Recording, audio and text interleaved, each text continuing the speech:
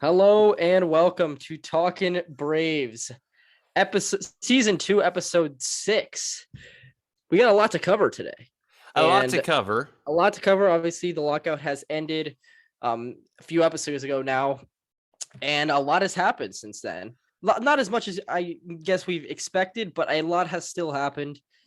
Obviously, we talked about it yesterday. Matt Olson was traded to the Atlanta Braves, and then a big bomb today happens.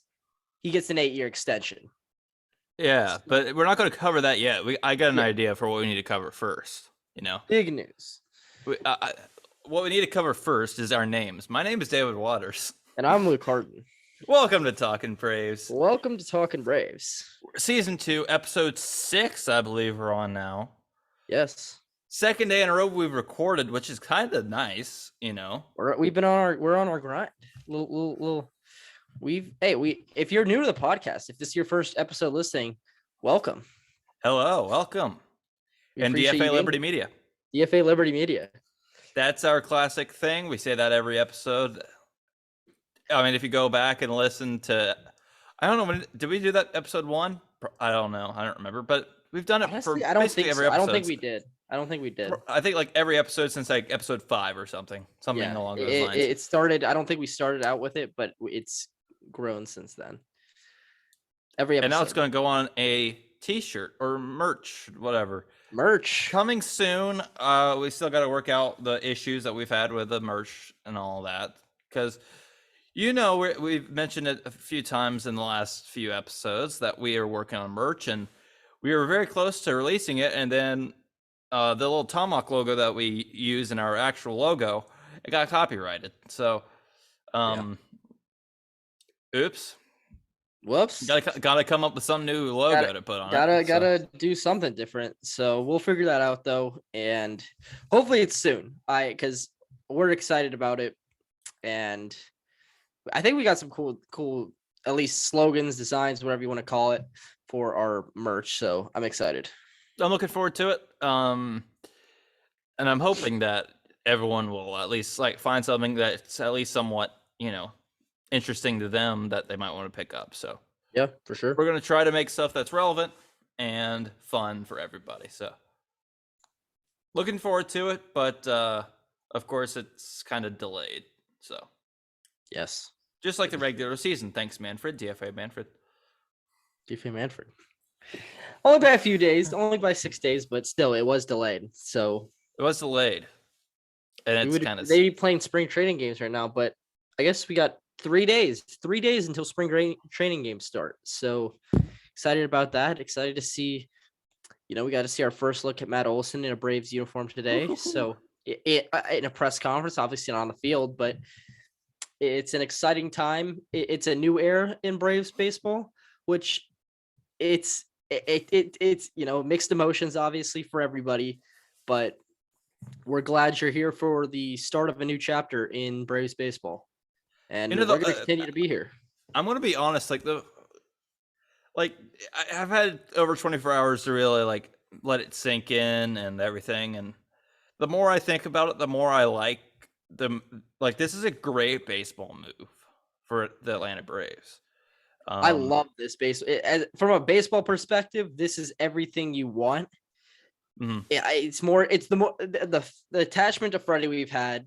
And that's the only downside to this. That's the only downside. It's gonna sting seeing Freddie Freeman in another uniform, but it's a great baseball move. We saved a ton of money, and that's gonna hopefully benefit us in the future, and we'll go from there. So looking forward to it. And we discussed all of our feelings on the Matt Olson trade yesterday, but of course we didn't know about the extension, so yeah, we might as well talk about that right now. 8-year extension for Matt Olson, 168 million. I should have made it 1 million more, but it's okay. Should have. It would have been much nicer. It would have been nicer. A lot nicer. But I think that this trade or this extension is awesome. This is, for everyone who was worried yesterday about, we just gave up Pache, Langoliers, Cusick, Estes, Estes. I don't even. I've been saying Estes this whole time, but other people are saying Estes, and I'm just like, I don't know. One of the two. But we gave up all that for a 2-year rental. Kind of a hot take there. We didn't do hot takes last episode, or else we would have sold that one. But I think it definitely gives a team that had Freddie here forever. It gives them a solid, like, you don't have to think about it anymore. He's gonna be here. You don't have to worry about that. He is gonna be one of your core guys, along with Austin Riley and Ronald Acuna and Ozzy Albies.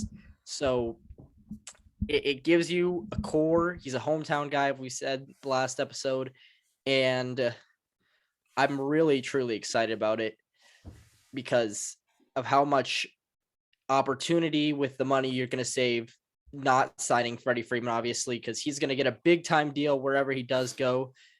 And, having a guy that's going to solidify that first base spot is going to be really, really nice. So, and you also got to look at the perspective of, we also gave him a club option, or we have a club option for him for 2030, which is crazy to think about, like 2030. That's so far down the road. But once it's there, like, we got an option for Matt Olson. So you also got to think in 2030, when Matt Olson could probably still be a Brave, Freddie Freeman is going to be 41 years old. So you got to look at that perspective of, like, if we were to have done this for Freddie Freeman, we wouldn't have gotten Freddie Freeman for nearly as long. And we would have spent more money than what we just gave Matt Olson for the next 8-9 years. And we don't really know when or if Freddie will regress. Obviously, it's somewhere down the line he's going to regress. When that will be, he's obviously, I believe he's 31, 32. 31, 32, something, I think. So going into his, early 30s, mid 30s, when he'll start to decline, I don't really expect it to be, there'll be a drastic decline anytime soon. He's still going to be one of the best first basemen, if not the best first baseman in the league. But you get a guy that's in Matt Olson that's obviously a lot cheaper, 4 or 5 years younger, and solidifies first base for the next 8 years. So it's a good day. It's a good day. Yesterday was a tough day. Today is a lot better day because he's not the only guy that got an extension or we got signed, rather. We also signed Collin McHugh. Big fan of this. And I first saw it from the Braves. I think the Braves made an Instagram and Twitter account was it first to break the news before Passan and Rosenthal and the reporters that shall not be named, because our thoughts. I mean, I guess we'll name them. Morosi and Heyman are the worst. Morosi's awful. I don't know. MLB Network has some terrible. Heyman just loves to tweet about the Mets, but Mets and Morosi's. Any Morosi is just bad. Because apparently 5 days ago, Freddie Freeman was supposed to sign in the next 24 hours. And that was 5 days ago. Good job, Morosi. And he still hasn't signed. It's not like he hasn't. It's not like he didn't sign with Brave. He hasn't signed at all. And I thought he was going to be. I truly did believe he was going to be one of the first guys to sign when the lockout ended. But boy, was I haven't. There really have not been any big time free agents yet. I mean, you still got Trevor Story on the market. Carlos Correa is still on the market. Nick Castellanos, Freddie Freeman, obviously. So there's still a ton of great options out there that haven't signed. Obviously, we're closing in on the first game of spring training on March 18th. So when these guys will sign, I don't know. I guess we'll find out. So, and I actually kind of want to read the press release from the Atlanta Braves, because honestly, this in of itself just said so much about Collin McHugh and stuff that I didn't even know about. So it's a 2-year deal, $10 million guaranteed with a $6 million club option for 2024 That includes a $1 million buyout. He is set to make $4 million this season and $5 million in 2023. He has agreed to donate 1% of his salary to the Atlanta Braves Foundation. McHugh, 34, pitched in 37 games and made 7 starts for the Tampa Bay Rays last season, compiling a 6-1 record with a 1.55 ERA, which is 11 earned runs in 64 innings, with 74 strikeouts and a save. His 1.55 ERA was 4th lowest in the majors among pitchers with as many innings last season, and his 2.11 ERA as a reliever since 2018 is 2nd lowest in the majors, minimum of 100 innings pitched, trailing just Kirby Yates. So, I'm not going to read the rest of this, but he is also an Atlanta resident. He attended Providence Christian Academy in Lilburn and also attended Berry College. So a local guy, and he's been around for a while. He made his debut in 2012 with the New York Mets, pitched for the Rockies in 2013, Astros for several years from 2014 to 2019, so he has a connection to Charlie Morton there, and then he pitched for the Rays last year in 2021. So yeah, that was a lot. That was, but hey, I mean, it's a really great signing, especially with, I mean, Chris Martin did not resign. He signed with the Cubs. I don't know how much of a factor that obviously was, because Chris Martin, was kind of on and off all last year, but this really mostly off. Alex Anthopoulos said he's going to be a late inning guy. Will 7th, 8th inning, I would assume, paired up with our boy Tyler Matzik and AJ Minter and Luke Jackson, and then obviously Will Smith on the back end in the 9th.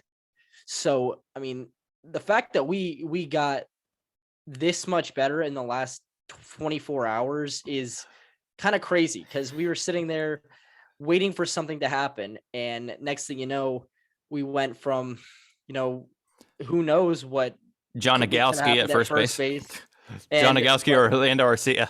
Yeah, and instead we're sitting here with very good chance to really go back to back, in my opinion. Obviously, you got a really good roster, and we're going to be really good. So, I'm looking forward to this. I think I didn't know Collin McHugh was this dominant the last few years, to tell you the truth. So when I was reading through that the first time, I was like, whoa, he's like, this guy is legit. And he also made 7 starts for the Tampa Bay Rays last year, and he was a starter for many, many years. So if we have injuries in that rotation, Collin McHugh can be that guy who can get slotted into the 4 or 5 hole in the rotation, because he's done that before.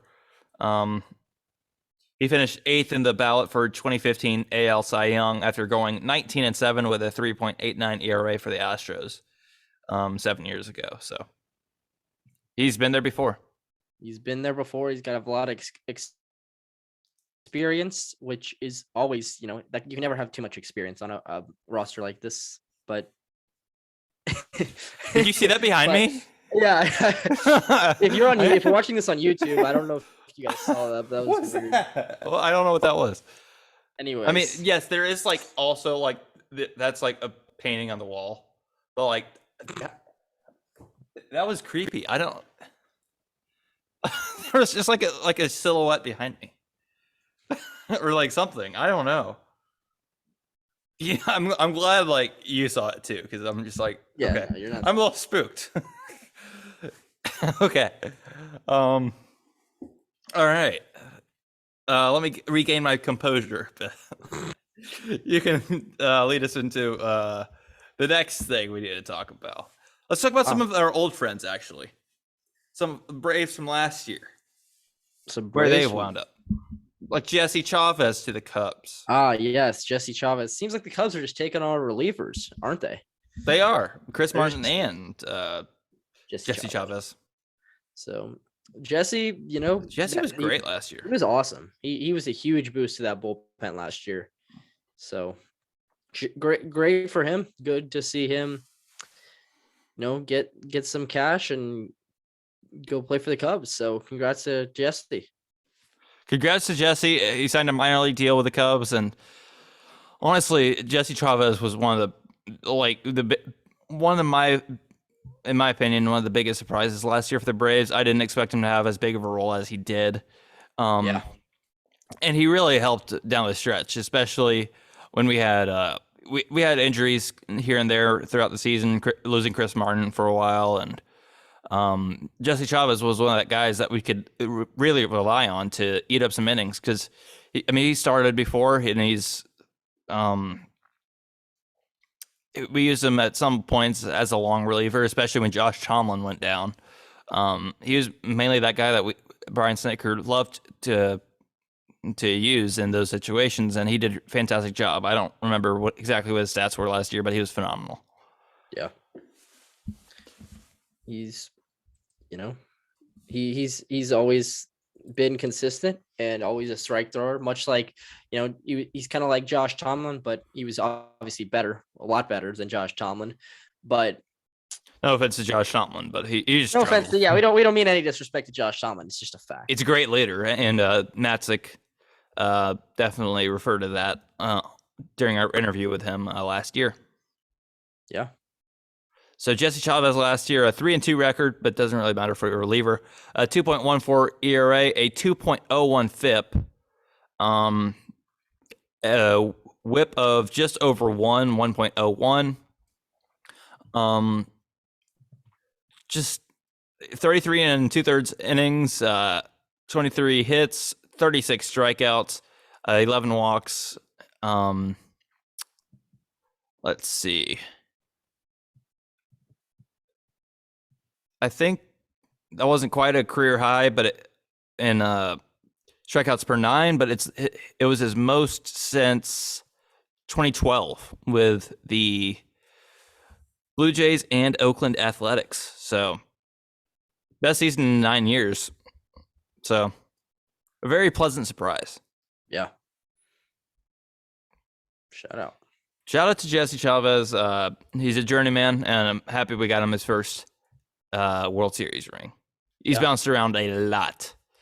And by a lot, I mean a lot. He's been with Oakland, Texas, Kansas City, Pittsburgh, Atlanta, Toronto, Los Angeles Dodgers, Los Angeles Angels, and the Cubs. He's back with the Cubs now. So he's been around a while. He is 38 years old, going into his age 39 season.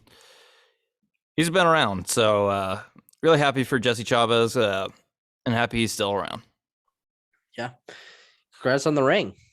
Congrats on the ring. Where's our rings? Yeah, do we get one? Can the Braves send us? Can the Braves send us one? Do we get free rings? I mean, we're giving them free publicity. True. Notice us, Braves. I wonder if anyone from the Braves have just happened to listen to us. Hey, if you are, DM us. DM us. Let us know. That would be awesome. Anyways, Ray Adrianza is another Brave from last year who is going elsewhere. Signed a major league deal with the Washington Nationals. Yeah, the Nats love picking up our utility guys, our guys that are just like the most random. Not the Aries random, but guys that just perform But good for Ari. Good for Adrianza. And what the role in Washington will be is unknown. Nobody really knows what the Nationals are going to do this year, or how good or how bad they're going to be. So hopefully he'll work himself into a role. And when we play him, he strikes out every time. Exactly. Nationals have been busy too. They've been getting a lot of old people, including Nelson Cruz. Oh yeah, I completely forgot about that. Honestly, 1 year, $13 million. Interesting, I believe, signing there. I was not expecting the Washington Nationals to win the Nelson Cruz sweepstakes. No, I was expecting a lot of other teams before the Nationals, but they also got Steve Cishek and Sean Doolittle. I don't know nobody really knows what the Nats are doing. Obviously, you got Juan Soto, so you kind of got to do something to be somewhat competitive, I guess. So they also, I think they got Rusney Castillo and all these people that you haven't heard of, and for 4 years. Castillo, I think I remember him like from like 5 years, 6 years ago when he was on the Red Sox. Exactly. I haven't heard that name in forever. Because he signed like a 7-year, like $70 million deal, and he played for like 3 seasons, 100 total games, or something stupid like that. He got paid $70 million before he even set foot on a Major League Baseball field. Shout out his agent. They also got Carl Edwards Jr., who pitched 1 game for us last year and got his ring. So shout out to Carl. Victor Arano as well. I didn't even know about that. I'm just looking at their roster right now. Michael Franco, another guy who the Braves briefly had last year. Oh my gosh. They also got D. Strange Gordon. This is strange. No pun intended, but it is kind of strange what they've been doing. And I believe that they also got Aaron Sanchez, I believe, as well. But I saw that. But that was John Heyman, so it's probably not true. So, but Ehire Adrianza last year was such a great surprise for the Braves off the bench. Delivered a lot of clutch hits. 5 homers, 28 RBIs off the bench, 728 OPS, a 247 average. Doesn't really show exactly what he did for this Braves team last year, but he could play everywhere, and really stepped it up when Acuna went down and was put out just everywhere in the field. Yeah. He battled, and he had some really clutch hits all year long. It seemed like he was always up in big time situations, and he always delivered. So yeah, best of luck to Ehire. We're definitely going to be pulling for Ehire Johnson unless we're facing them. So yeah, I'm happy for him. And Major League deal, I can't fault him for accepting that. You know, I was a lot of times these backup players or utility guys sign minor league deals. So we got a Major League offer from the Nationals, and he took it. So I can't fault him for that, even though he's going to a division rival. So, and he also got his ring. So yeah, he got his ring. He did his part, and cannot be mad at him for that. So best of luck to him. Should we just get straight into some of the big signings? Let's dive into it. That's all for the Brave stuff. We talked about Chadwick Trump very briefly in the last episode, so we're not going to cover that one. But Matt Olson, of course, the big one. So yeah, for the next 8 years, sounds pretty good. 8 years. So we're going to stay in the Bay Area though, but go across the Bay. From Oakland, where Matt Olson was, to the Giants, where Carlos Rodon signed a 2-year, $44 million deal with the New York Giants, the San Francisco Giants, not the New York Giants. He is not playing football. He will not be playing football. So he's not playing baseball in 1940. Yeah, true, very true. So this great signing. This is a guy I know, if you've listened to the last few episodes, a guy that I really wanted the Braves to go after. Obviously, very good player, good pitcher, and he's gonna slot into a really good Giants starting rotation, and had a great 2021 season. And if he can continue doing that, he's gonna get a lot of money after his 2-year deal's up. So good for Carlos Rodon, former first-round pick by the White Sox. I guess he was he's a White Sox from NC State and played with Trey Turner. So shout out to him. Former 3rd overall pick, and he finally lived up to those expectations last year. Really stepped it up in a huge way for the Chicago White Sox. A career year, 13-5 with a 2.37 ERA. A year after, from basically, I'd say 2016 to 2020. Let me just get some combined stats. A whip of 1.357 those 5 seasons, a 4.28 ERA. All of a sudden last year just took off. A 2.37 ERA with a whip under 1, a FIP of 2.65, finished in 5th in the Cy Young voting. Was a first-time All-Star really happy for Carlos Rodon. I know you really wanted him as well. He had 12.6 strikeouts per 9 innings, which is disgusting for a starting pitcher. Limited the strikeouts or limited the walks and limited the long ball. Really was a fantastic season from Carlos Rodon last year. Yeah. So shout out to Carlos Rodon, get that bag, and best of luck. So he's joining that rotation with Logan Webb and Desclafani. Yeah, they look pretty good. Wood, and Alex Wood. Former Brave, former Georgia Bulldog. So also, so you may remember him there. Yeah, I'm interested to see how good the Giants truly will be. Obviously, it's going to be hard to repeat what they did last year. Exceeding expectations. Not even exceeding expectations. They blew the expectations out of the water into the bay. Into McHugh Cove. Into McHugh Cove, basically. So obviously, it's going to be hard to top 109 wins, whatever they had. I believe it was 109. So obviously, a very competitive NL West. So probably the most competitive division in baseball outside of the Rockies. And the Diamondbacks. And the Diamondbacks, true. So, I mean, as I said a couple nights ago, or a couple episodes ago, nobody wants to spend their Friday night watching Diamondbacks Rockies. So yeah, true. So we're gonna stay out west, and a guy you kind of couldn't see in another uniform, Clayton Kershaw. He's back with the Dodgers. Not really much to say here. We hate facing him, but you couldn't really see Clayton Kershaw in any other uniform. So, 1 year, $17 million deal, I believe. So he's and back. A lot of incentives as well. I think he's going to. How much can he earn? I think it was like $25 million. Something like that. 23, 24, 25, something. Yeah, somewhere around there. I don't know. Something like that, depending on how many games he pitches. So. But kind of like Freddie Freeman, and I guess if you go back a few years, kind of like Joe Mauer, it's guys that, really you just can't see in a different uniform. I know that Freddie Freeman now is just kind of like a bad example, but, as of like 3 days ago, you couldn't see Freddie Freeman in a different uniform, and now it's a reality. It's going to be a reality, at least. Yeah.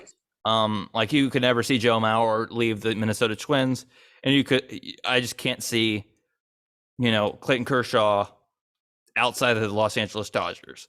I did not want him to go to the Texas Rangers, which was one of the biggest rumors swirling around, basically the entire lockout. So I'm not really glad he's back with the Dodgers, but I'm like kind of happy about it. As a baseball fan, it's good to see him, but as a Braves fan, we'll probably face the Dodgers. We will face the Dodgers at some point this year, and then probably see them in the playoffs more than likely, as we always do. It seems like. So, good for baseball, but you don't want to see him. You don't want to face him, is what we're trying to say. Basically, one of the best pitchers of our generation. So, good for Clayton, and we're keeping firing off on these left-handed starting pitchers. But instead of the West Coast, he will be going south or north of the border. He will be going to Toronto. Yusei Kikuchi. So he was with the Mariners last year and had a was an all-star. Had a very solid year for the Mariners, and he will be going to Toronto. 3 years, $36 million. So, a very good Blue Jays rotation. You got disgusting. Not Robbie Ray. He's with the Mariners now. But Kevin Gausman, Jose Barrios, Kevin Gausman, Alex, Manoah, and Hyunjin Ryu, and then obviously Nate Pearson. What they do with him? Will he be in the bullpen? We don't know. Flamethrower. So very good pitching staff up there in Toronto. So, your thoughts? Mm-hmm. Last year was very confusing because, like, if you look at his stats, you're just like, how on earth was this guy an all-star? He had a good first half. He had a really good first half. I'm going to try to find the splits last year for everyone. So before the All-Star break, a 6-4 with a 3.48 ERA.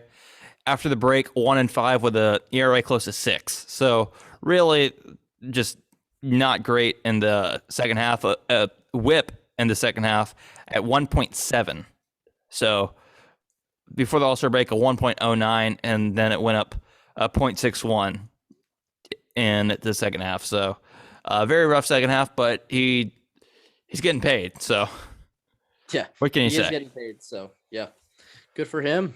Still a very good rotation, and I wouldn't be surprised if Nate Pearson, knowing just how good he is and how much potential Nate Pearson has, if Yusei Kikuchi actually gets moved to the bullpen. I know people are saying that it's probably going to be Nate Pearson going to the bullpen, but I think there's a possibility that Kikuchi gets moved to the bullpen. Yeah. So we're going to say on the topic, a lot of pitching going on, seems like, more than position players. And we're going to go to our division rivals. This was a trade. Chris Bassett. This was started the fire sale for the Oakland Athletics. Chris Bassett is going to the New York Mets. And one of the more underrated pitchers in baseball, in my opinion. He's very good. Didn't get enough recognition in Oakland, much like most of the Oakland players right now.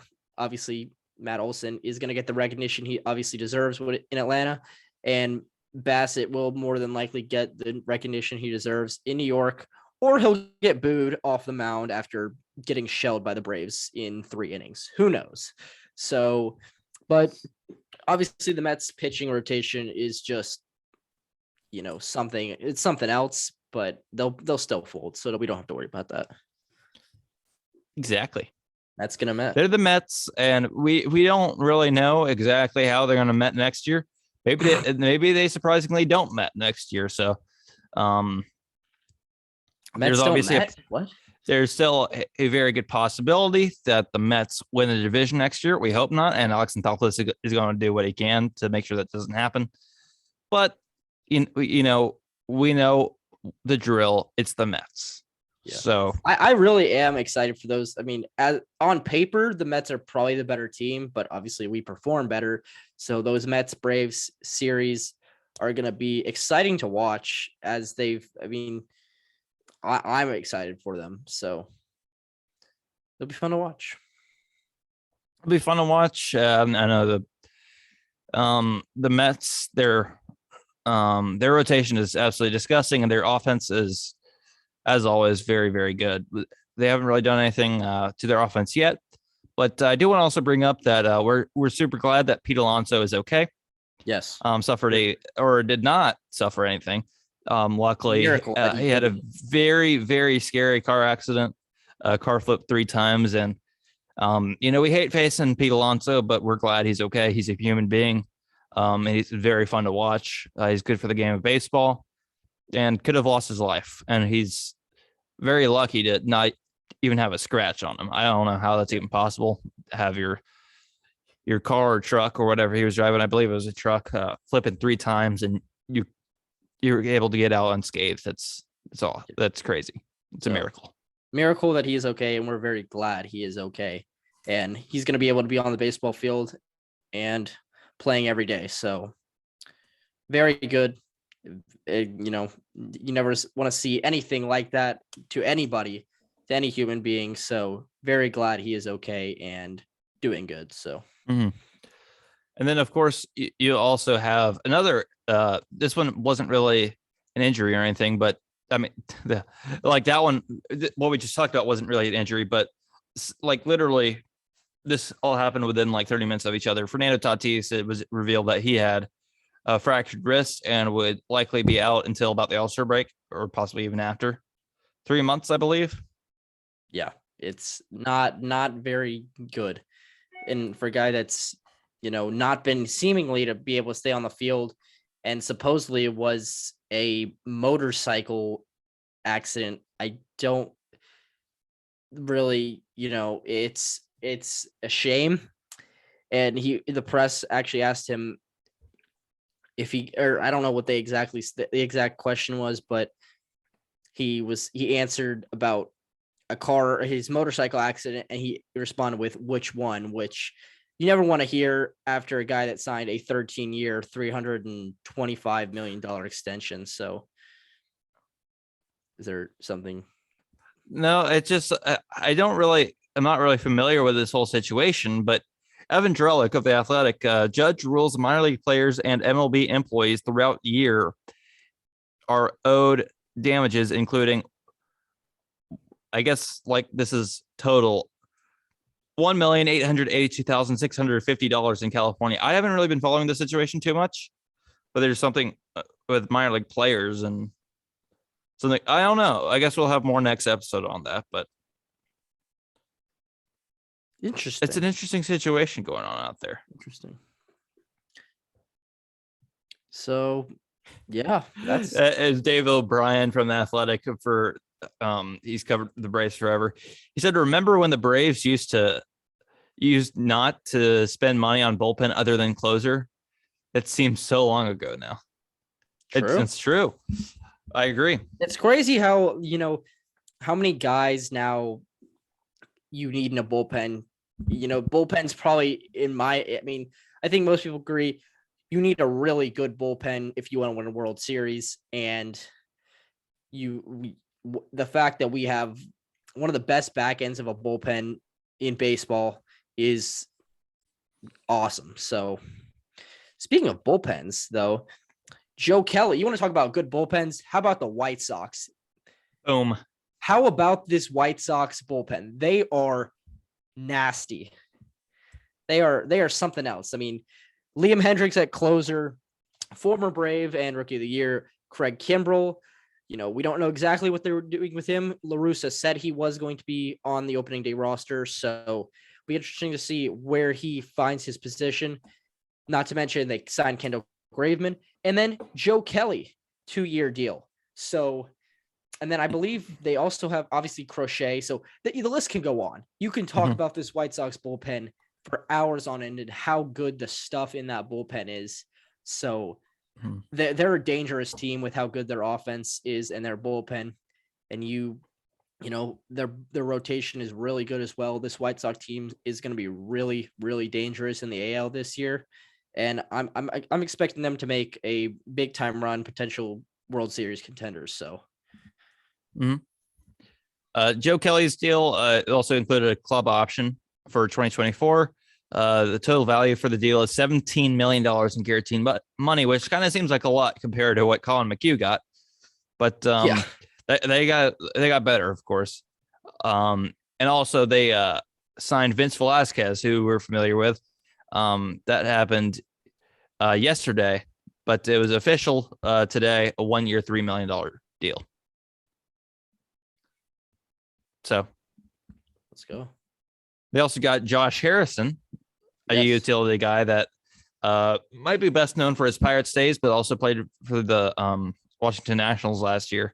He's bounced around quite a bit over the last few years. He hasn't been nearly as productive as, maybe his Pirates days, but definitely they're adding pieces here and there that are really intriguing to me. These aren't like huge deals, but they're also in on Sean Manaea and Frankie Montas. So yeah, they're none of these. I don't know what just happened. I think I don't know if we're still on.